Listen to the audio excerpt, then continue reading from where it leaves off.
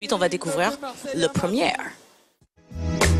Aujourd'hui, pour avoir un home cinéma digne de ce nom, il faut un ordinateur, un projecteur, un bon ampli et des grosses enceintes. Vous pouvez aussi ajouter un dock pour iPod, une console de jeu ou encore un écran LCD. Bref, tout ça, ça prend de la place, c'est pas forcément très beau et ça fait beaucoup de câbles à brancher. C'est en faisant ce constat que Timothée et Guillaume ont eu un jour une idée géniale.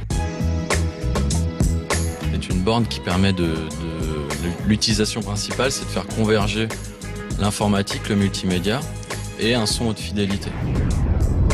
Ainsi est née la première, un jukebox numérique au design rétro-futuriste qui associe les nouvelles technologies et un son de haute fidélité. Chaque élément a été soigneusement choisi et les concepteurs n'ont pas lésiné sur la qualité. Donc nous on a intégré, si vous voulez, un ordinateur Mac Mini à l'intérieur. On a intégré un amplificateur audiophile aussi. Et on a travaillé en interne avec notre directeur technique sur toute la partie haute fidélité. C'est-à-dire que l'enjeu, c'était de créer un ensemble stéréophonique, à la fois stéréophonique et à la fois monobloc. À l'usage, la première s'avère simple et ludique à utiliser. Ainsi, vous pouvez écouter de la musique via votre lecteur MP3, un CD ou encore des sites de streaming. Vous pouvez aussi travailler avec l'ordi connecté en permanence ou encore regarder des films ou jouer à votre console préférée en l'insérant derrière une petite trappe.